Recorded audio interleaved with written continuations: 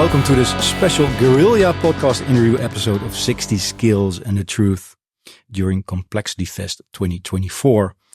My guest is a player who approaches his 8-string guitar in a unique way. He's always exploring and taking full advantage of what effects can add to his playing and composing. Welcome to this episode, Night Versus and Headcave guitarist Nick DePirro.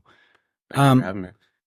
Obviously, you didn't start with an 8-string guitar, right? Like you had an Epiphone starter kit, I read. Yeah. My first guitar ever was that like Les Paul Epiphone kind of starter kit. I got a Guitar Center. It came with a little Ibanez amp and like cables, kind of all the essentials to get started. And that was my first guitar for. When did you feel this is not enough? As I started playing more with like other people and started playing like, more actively, I started realizing like I needed one more step up. And then I went to the Schecter Scorpion, which was like the first, I would say, like good guitar that I had. Mm-hmm. And it had these crazy tribal inlays. It had a scorpion tail. At the time, I thought it was a really, really sick guitar. And I played that for a while. And then my first, like, I would say pro guitar, I got a PRS Custom 22 Satin, which I still have.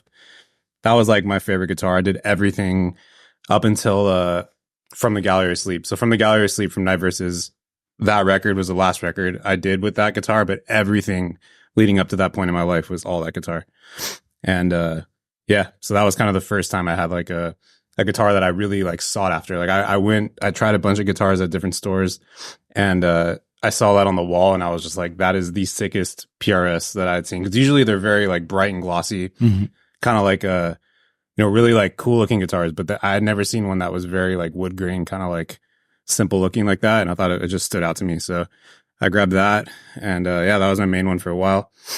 How does it work? Because does every guitar that you own give you something composing wise as well? Because if it feels different, different music will come in your head, right? How does it work for you? Yeah, I think every guitar feels different. That one is a little chunkier than the Music Mans that I play now, which I love my JP15 Music Man. Like that guitar feels like butter when I play it. It's very easy to play. So that one, I feel like you kind of adapt your playing to whatever you're using. But I think initially, I just kind of kept leveling up, I would say, each guitar I was getting.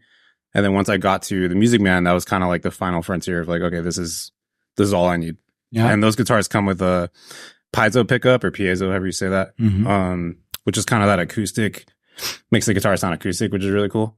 So it's just another kind of like tone set you can use. Can you explain how a different guitar broadens your horizon when you're composing, right? Because if you have different gear, something must happen with that as well. Yeah, I think, every guitar feels different in your hands. And I think sometimes everyone's different, I guess. But when you go to play something, it might be more inspiring if it feels a certain way. Like you might be able to move more fluidly or do something different just because of how the neck feels when you're playing it and how like your hand kind of goes kind of up and down it basically. And I feel like with the Music Mans, they're a little smaller, I think. So it's a 24 fret and they kind of like fit, I guess, more frets it feels like a smaller space than like the 22 PRS I had. So with that, I feel like I can kind of get more, done like chord shape wise or lead wise because I can get to the frets faster and stuff. So for me, I guess that'd be kind of one thing. But yeah. Does the guitar dictate the melody? Because if you compose, right, you can have a melody on your head and then you try to figure it out how to play it actually, what's in your head. Yeah. Or does it work the other way? You're just exploring what the guitar is giving you, so to say, and then you think, oh, this is nice. You understand what I try? Yeah. Yeah. I tend to kind of jam a lot when I write. So if I'm going to pick up a guitar, it's kind of like it's almost mindless sometimes. Like I'll pick it up and just kind of play and just kind of like, I have certain areas of fret positions that I have like go-to things where like I know if I'm playing, like I base everything in my perception of guitar in drop C. So on a 6th string, I'm thinking about what fret is the root note of the song that I'm playing or whatever I'm playing. So if I pick like the 7th fret, then I know all these other notes and these other frets are in play. That goes for any of the frets. So like if I start on the 5th fret, that opens up certain like open strings and harmonics that could be in key and things like that. So if I'm jamming, I kind of just think about, you know, my starting point there. So I think about the root note and like where I'm kind of like gonna flow from that. So if I want to start a song on like open, like if I want the open to be the root, that means that in the tunings I use, which on a 6th string would be C, G, C, F, G, C. So it's a little bit of an open tuning. That means all of the open strings are in play. All the harmonics on the 5th, 7th, and 12th fret are in play. So knowing that ahead of time, I will kind of bounce around like all the areas that I know can kind of like be bigger chords, or using harmonics and open strings provides a bit more of like an open landscape for drone notes as well. So I can have like, as one guitar player, I can fill out more space by having like some low notes, but hitting the higher open notes above that or harmonics within that, and having notes like ring out over each other. So, so then you're jamming. Yeah. And then what happens? Like you record it all, and then you're like, or do you instantly know, okay, hey, this is something, I have to pause here and refine it? Or... Yeah. If I'm recording myself in that process, then I have a few methods. Like I usually have a Logic session open. So I'll have like my recording program, and I'll just kind of draw like a big loop bar at the top, and I'll just hit record. I'll kind of pick like, I'll jam around a bit, determine like a tempo that I'm feeling in that moment. And then I'll just loop. I'll just have like a click track go, and I'll just jam riffs, and I'll cut portions. Like I'll listen back to what I did. I'll go for like maybe a minute, and then I'll listen back through that minute. And if there's anything cool in there, I'll cut that portion out and scoot the rest to the right. And that too, I'll just separate it. So I'll have like a little bit of a riff to the right over here, and the rest of what I did. And then I'll do that again. I'll do that a few times. So now I have a couple blocks of what I think are like cool riffs or whatever. And then from there, because they're all in the same tempo and key, I'll drag them all next to each other. And it's kind of like, you know, Legos or something. I'm like building based off of those. And then I'll program drums to those riffs. And then I'll relearn the riff if I want. If I still like it, I'll relearn it, play it to the drums now, because now I have like more of a solid concept. And sometimes that's how I write. So I'll just have like, you know, bits and pieces of ideas that were sort of like aimless in a way. So I'm not like forcing myself to write a specific thing. It's kind of just like free flowing. And then I can take those parts and kind of reconstruct a song concept. Is it hard to grasp that initial? Because if you're jamming, it's quite magical, right? How is it possible that it even comes out? But I'm intrigued by how do you go from that to an actual song, right? And you just explain the technicality of it, but like, is it hard to grasp it? That I want to know. I feel like you kind of know sometimes, like when you're doing stuff, like at least for my own personal taste, like I'll know, like, okay, this could be something cool for Night Verses. This could be something cool for Head Cave, or even myself if I'm doing my own solo stuff. And in the moment, I try not to think too hard about that and just kind of write, kind of keep going with what I think is sounding cool. And generally speaking, I think you can kind of determine what would be like an intro or like a verse or a chorus or something like that. And so with that in mind, you know, I'll kind of like focus on the amount of space I'm doing. So like a certain amount of bars like would probably be an intro, and then a verse, etc. So like I'll take those portions and kind of like, I guess, hone in a little bit more. So I'll be like, okay, this riff is cool, but how do I get to the next riff? So do I just literally just go one to the next, which sometimes is cool, just the kind of like chaos of that? Or do I need a transition to get from part to part? And so at that point, that's where it gets a little more like, you know, you can bring in drums to do a drum fill. Maybe the bass comes into play, guitar's cut out, it's just a bass line, and then the next part starts. There's a lot of different options of like how you can transition stuff. So that's probably the next step, I would say, is like figuring out how to glue all these different components together so that it actually feels intentional and like a song versus just a bunch of riffs. So transitions, I think, are important at that point. We started out quite technical, this chat. I'm curious. So you're 13, you got your first guitar. Yeah. Like, did it take a long time for you to figure out, hey, I'm actually quite good at this?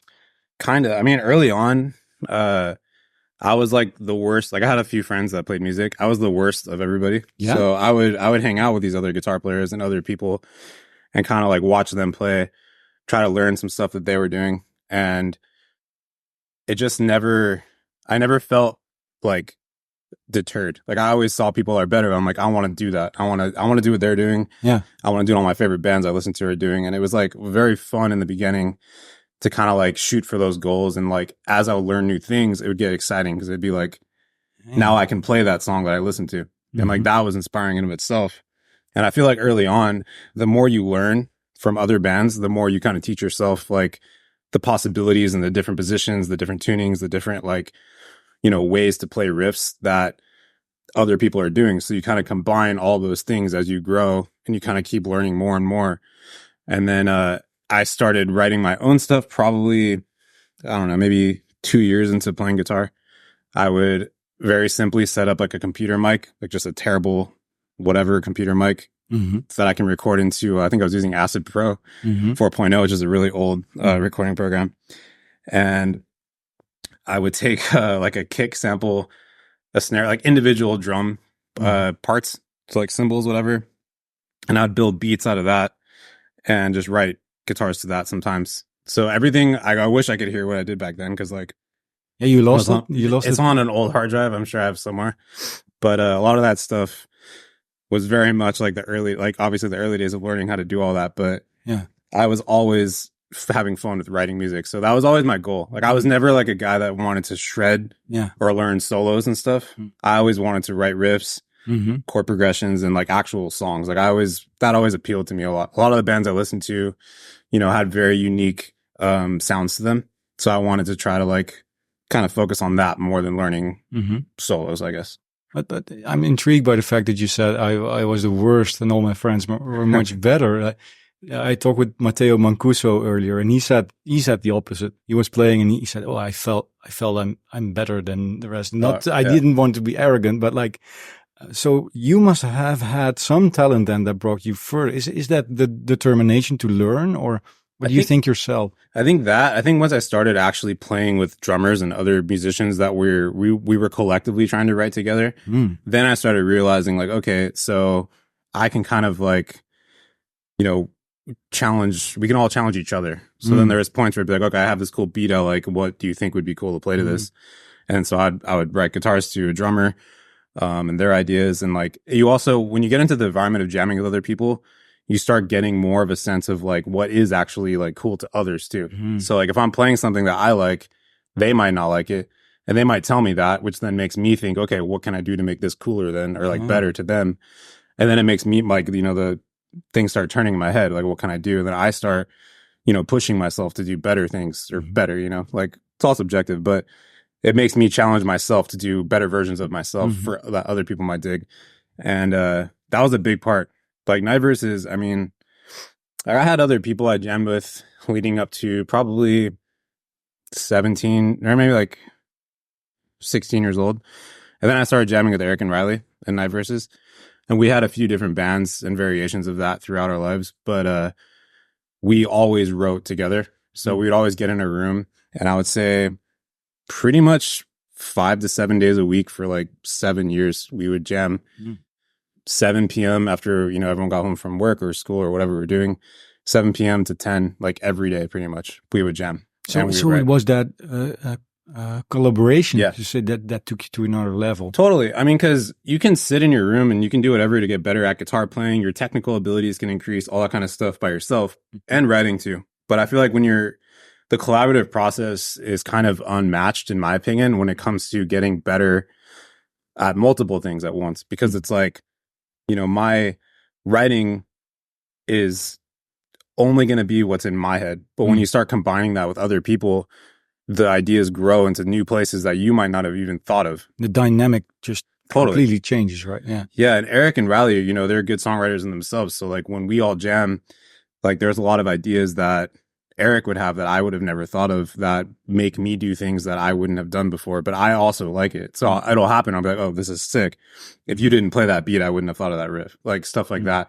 Or even him just suggesting like, you know, can you do something like we have like weird, you know, music language things. So he could be like, oh, can you do something more wiry? And like, I interpret that in my own way, but as we've done it for so long, I also know what he means by that. So that'll make me do something that, you know, I might not have done otherwise. But that's so cool, man, to have such a communication it is actually with a friend. Yeah. That became your way of communicating together then, right? For sure. Yeah. And that's like one of my favorite things that I'm so grateful that we got to do that because we did it for so long that collectively, I think we all helped each other get better at our instruments, better at songwriting. And, you know, we kind of had a vision for the sound of music that we wanted to make for a long time. And maybe in the early days, we couldn't quite achieve that because we weren't good enough yet. But I think as we continued on, we got to a point where now it's like pretty much any idea is achievable. We just have to, you know, figure out the path to get to it. But we know at least between us, we can achieve whatever sounds that we're going for. And that ever kind of growing process of challenging ourselves, like that never goes away. So like that's a lot of the fun of it. Yeah, it sounds like a very firm base that can give you confidence. Yeah, as well, right? For sure. What about your family? Like did they support always you? Yeah, in what way? Can you explain? Yeah, so my first concert was a Tool show. My dad took me to, and I was like 12 years old or something like that. And cool dad. Yeah, my dad, for real. I mean, my dad growing up always listened to really good music that, you know, was kind of a good motivator and a good influence on me early on. So everything from, you know, ISIS, the band, Opeth, yeah, Tool, Rage Against the Machine, Deftones, all that kind of stuff. Like I also got into on my own. So I found my own path of listening to them, but he also listened to a lot of that stuff. And so he would take me to shows early on, where I would see guitar players I liked, and I would see other musicians that'd be like, oh man, like that's so cool. And like, I want to do everything that these guys are doing. And so early on, that was a big part of it. And, you know, both my parents, like very supportive, you know, they always came out to shows. They always, you know, helped me get whatever equipment I needed to do the next thing that I needed to do. And they never had an issue with me playing music in the house. You know, I'm sure some of that was painful at times if I wasn't quite good yet. But well, the parents of drummers, they must have a headache sometimes. Yeah, for sure. That would be the one, definitely. But I think, you know, they came to enjoy seeing progression through me, I think, and like kind of, you know, I appreciate them supporting something I was clearly passionate about. And it was a big help because if they weren't, you know, I mean, there'd be times where obviously I would struggle, you know, maybe with grades or different things in like what I'm supposed to be doing, but I would be progressing in music and I'd be like showing that I really cared about that. And they always supported that. And I think as they saw progress happening, you know, they'd be more, you know, happy to contribute to me like growing in that way as well. And I'm very grateful for them. I mean, there's not a single moment I can think of where they wanted me to not be playing music. They always supported that. Whether it's, you know, taking me to places, like taking me to shows to go watch bands or, you know, helping me get the gear or just like letting me jam and not question how long I was playing or how loud it was or whatever. They were always very cool. That's actually what a lot of great guitar players tell me. Like parents, the role of parents is like, it's key to reach some level, right? At one point with Night Versus, you guys decided like we're going to be an instrumental band. Yeah. And if you talk about jamming, it's quite difficult, I suppose, to jam with a singer. Is that also the reason the jam bass, like it just felt better to become instrumental, so the jam bass can be really there? Yeah, my question, you know what I tried to ask. Yeah. No, I think jamming with a singer is different. And we didn't actually really do that too much, to be honest. Like Doug, when he was in our band, he lived in New Jersey and we lived in California. So we only really collectively wrote with him if we had a tour coming up or if we are going to go to the studio or something like that. He would come out for a week or two and we would mess around like that. The other way we would do is I got decent enough at recording to get demos that I can send to him. But we always wrote our songs instrumentally first. So we always wrote our songs knowing that he was the singer, knowing like, okay, we're going to give him, this is the verse, this is the chorus, bridge, whatever. The songs would be fully structured. We would send it to him. He would write some parts. Sometimes he would have the ability to record ideas and send it back. Other times he would write and then come out and we would record all the songs together. Or I'd record him over the demos that we did. And then from that point, you know, once you get the vocals coming in, that could determine different structure concepts. Like maybe I hear his vocals and I'm like, okay, I'm going to change my riff to better suit that melody. Or, you know, I'm going to put chords under this instead of a riff or something like that to make the chorus bigger, more of a chorus. Sometimes I didn't do that. Like when I listen back to old songs, I'm like, I probably should have catered to his voice better than just playing this riff. But yeah. Is it what happened that you thought more of like, oh, what should happen instead of just like jam, which is a very it's you go to the gut and you feel what's going on, right? Yeah, I think it's a different world because like when you're considering a vocalist, vocals in a band should be prioritized a lot of times, in my opinion. Like I think if you have a singer, you should be setting them up to do their best, like give them the best platform to do what they can do. And I think, you know, there's something to writing with vocals in mind versus writing just instrumentally. So like now, you know, we're at a point where we don't have vocals, and we have, you know, occasionally we'll have guest vocals like we did on this last record. We had two songs with vocals, but really when we're writing, you know, now it's just, there's no real limitation to what we can do. So now it's like, if we want this song to be 10 minutes and not have a chorus, we can do that. But generally, like, we do actually have repeating moments in our songs, which could be considered a chorus or whatever you want to look at it as. But I think keeping that in mind, like that just became a natural thing to us. I don't think we're consciously like, oh, we need a chorus. It's just kind of like things happen naturally. Maybe if there's a riff that's catchy enough that it should come back. So there are times where, for example, we have a song, 8 Gates of Pleasure on our new record, where I would say that is definitely a chorus. Like I have a lead riff that's kind of like sort of a melody that makes more sense as like it would be a chorus. Like that could be like a vocal situation. So yeah, I think everything varies though. I mean, we write songs just to be as good as we can be satisfied with. So like, we write until we're happy with something, and that doesn't always have the same result as far as like a structure. So sometimes there are repeating parts, sometimes there's not. But that liberty must be great, right? Yeah. It's cool. I mean, like I like writing with a vocalist as well. Like Head Cave has Nick, he's the vocalist of that. And I like writing knowing that he's the vocalist for that project, because it gives me kind of like a guideline of, you know, this is what the sound of this project is. So I write knowing that ahead of time. I don't go in and just like make up whatever. I know I'm writing a Head Cave song usually. And then with Night Verses, it's kind of like, it's a lot more open-ended. So like it could be, maybe the song is set up, like the one we did with Brandon Boyd from Incubus, Glitching Prisms. That song, we didn't write for a vocalist, but when it was done, we're like, this, if there was going to be a song, this probably would be the one out of our new ones that would best suit that. And it worked out perfectly. I mean, he killed it. He did exactly what I would have hoped that somebody like that would do. And yeah, so you never really know. I mean, we write stuff just to be complete to us. And sometimes now, even instrumentally, like there might be songs that could have vocals too. It just kind of depends. I want to talk with you about your pedal board. Yeah. You consider it as an extra instrument, so to say? Oh yeah, definitely. I consider my pedals as an extension of my guitar. If I listen to your music, because the delays and all, that's like it broadens the sound so much. But if I hear it, I'm like, oh, this must be super difficult live sometimes as well, because if you have so much delay, you have to play extra tight, right? Yeah. Do you agree, or? No, definitely. I think delayed trails are they can definitely catch you if you play something wrong. A millisecond off and you're gone, you know? That's true. I got pretty comfortable with delay. I don't really think of delay as an effect as much. It's more part of just my tone. So I kind of always have delay on in some capacity. But yeah, there are ways to incorporate it more as like a trippy part. Like you can kind of make something sound crazier with different delay settings. Sometimes I run 2 delays at once. So I'll have a quarter note delay and a dotted eighth delay, depending on the part. And recently I just switched to Fractal. So I have an Axe FX 3. which opens up even more doors because I used to run a massive pedal board. I had like, I don't even know, 15 or 16 pedals on there.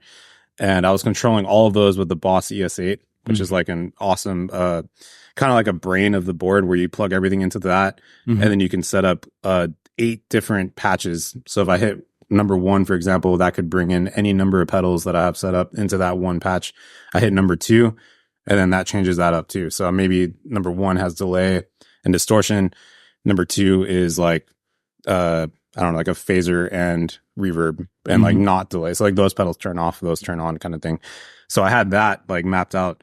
But the reality of a board like that in a touring band without, you know, backups or like a immediate thing on hand to replace something that goes wrong, it's just kind of like out of the question when you're really out there, because so many things can go wrong. You know, too many cables, you know, between patch cables, power cables, the pedals themselves getting old, how many times I step on them and abuse them, and things like that. You know, things can go wrong. So I decided to switch to a modeler, and the Axe FX was the best choice for me just because they have a floor unit that can just take a beating. So I'm still controlling everything manually. So like I set up my patches the exact same way that I would have with the pedals.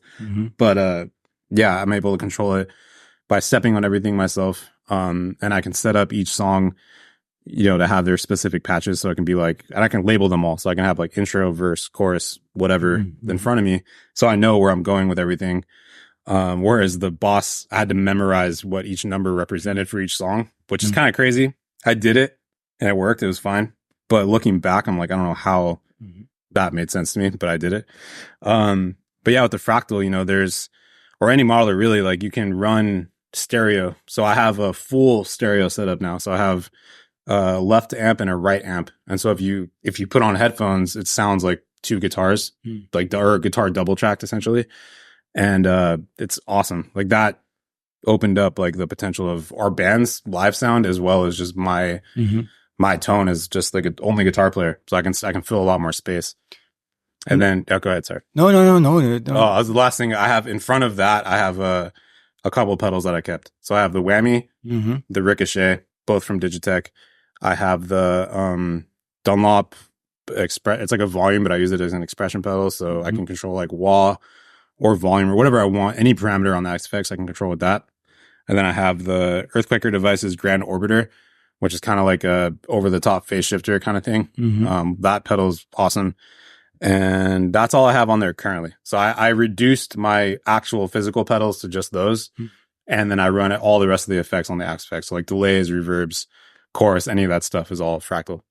But about a modeler like the Fractal, I play Quad Cortex myself. Like sometimes I find myself exploring the possibilities and like, oh, I didn't play at all.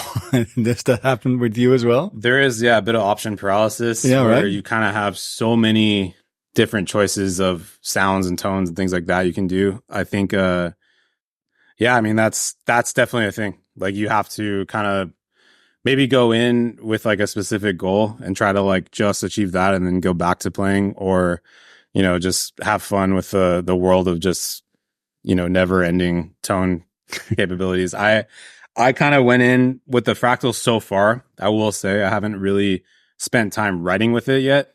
So I mostly got it to improve our live sound and give me more of a guarantee night to night and consistency to have like, this is the same tone every night. I don't have to worry about, you know, knobs getting turned or, you know, a tube blowing out or something like that on an amp. Not that I ever had that specific issue, but. Do you use a cab on stage as well? Okay. Yeah. So I run 2 cabs. So I run a left and a right cab. I power those with currently with the Black Star Amped 1.